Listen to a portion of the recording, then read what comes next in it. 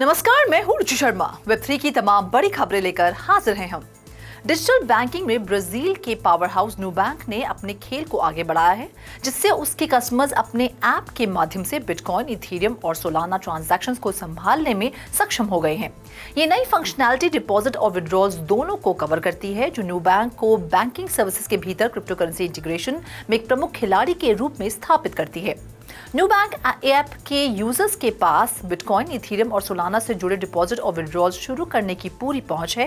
ये कदम सोमवार दोपहर को नुबैंक की एक घोषणा के बाद आया है, जिसने इसे प्रत्याशित सुविधाओं के जारी होने का विवरण दिया गया है। बैंक की सुनिश्चित करता है कि उनके ऐप की मुख्य क्रिप्टो स्क्रीन इन नई फंक्शनैलिटीज को प्रदर्शित करेगी, जिससे उनके यूजर्स के लिए एक सीमलेस ट्रांजैक्शन प्रोसेस की अनुमति मिलेगी। नई सर्विसेज के अलावा नुबैंक यूजर्स को क्रिप्टो करेंसी में लेन देन में शामिल प्रभावों के बारे में जागरूक रहने की सलाह देता है। वे इस बात पर प्रकाश डालते हैं कि ब्लॉकचेन नेटवर्क की वर्तमान स्थिति के आधार पर लेन देन का समय अलग अलग हो सकता है। आमतौर पर इसमें लगभग 1 घंटा लगता है। इसके अतिरिक्त विड्रॉल फीस लागू हो सकती है और ट्रांजैक्शन के लिए सिलेक्टेड नेटवर्क के आधार पर अलग अलग हो सकती है। बढ़ते हैं अगली खबर की ओर। कोका कोला कंपनी और माइक्रोसॉफ्ट कॉर्पोरेशन ने क्लाउड और जनरेटिव एआई टेक्नोलॉजीज के उपयोग को बढ़ावा देने के लिए एक इनोवेटिव 5 साल की पार्टनरशिप की घोषणा की है। $1.1 बिलियन की ये स्ट्रेटेजिक पार्टनरशिप कोका कोला की अपनी बिजनेस स्ट्रेटजीज में डिजिटल फर्स्ट ओरिएंटेशन की ओर मजबूत कदम का प्रतिनिधित्व करती है। कोका कोला कंपनी के साथ माइक्रोसॉफ्ट के सहयोग से दुनिया भर में सबसे स्मार्ट और सबसे प्रतिस्पर्धी क्षमताओं का उपयोग करके कंपनी के मार्केटिंग, प्रोडक्शन और कस्टमर रिलेशंस का चेहरा बदलने की उम्मीद है। माइक्रोसॉफ्ट अज्योर और अज्योर ओपन एआई सर्विस के माध्यम से Coca Cola operational cost reduction में कमी, प्रोडक्ट इनोवेशंस और पर्सनल डेवलपमेंट हासिल करना चाहता है। बाकी अहम खबरों के लिए करते हैं विशाखा का रुख। हाल ही में ये घोषणा की गई है कि American tech giant Google map search engine के भीतर अपनी जनरेटिव एआई फंक्शनैलिटी का महत्वपूर्ण रूप से विस्तार करेगा, जिससे हर कोई इसे खोज सकेगा। शुरुआत में इस सर्विस को केवल अमेरिका में कुछ लोकल गाइड्स के लिए चिन्हित किया गया था, जो कि एक माइनर ग्रुप से संबंधित थे। हमारे नवीनतम अनावरण से पता चलता है कि ये नियमित उपलब्धता की ओर बढ़ रही हैं, ताकि अधिक लोग नए लोकल एक्सप्लोरेशन का प्रयास कर सकें।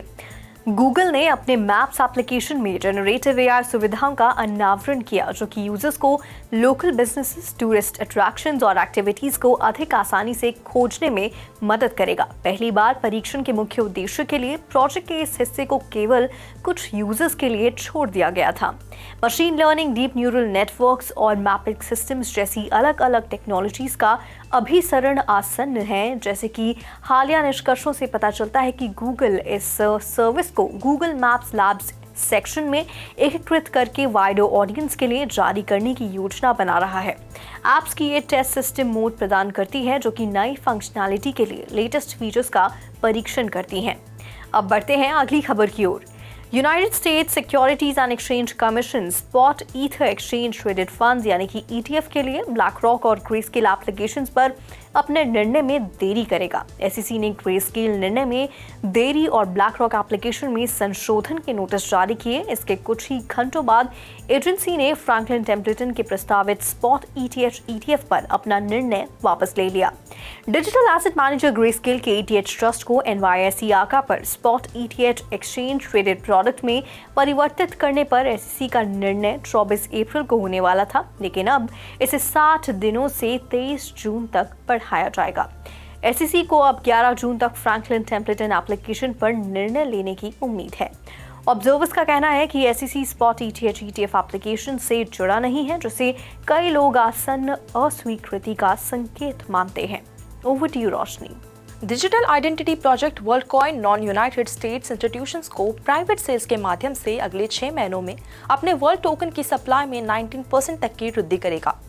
23 अप्रैल के एक ब्लॉग पोस्ट में वर्ल्डकॉइन ने साझा किया कि वर्ल्ड एसेट टोकन जारी करने के प्रभारी वर्ल्डकॉइन फाउंडेशन की एक सहायक कंपनी अमेरिका के बाहर संचालित होने वाली इंस्टीट्यूशनल ट्रेडिंग फर्म्स के एक चुनिंदा ग्रुप के लिए प्राइवेट प्लेसमेंट्स की एक सीरीज के माध्यम से हर हफ्ते 1.5 मिलियन वर्ल्ड लगभग $8.2 मिलियन की बिक्री करेगी।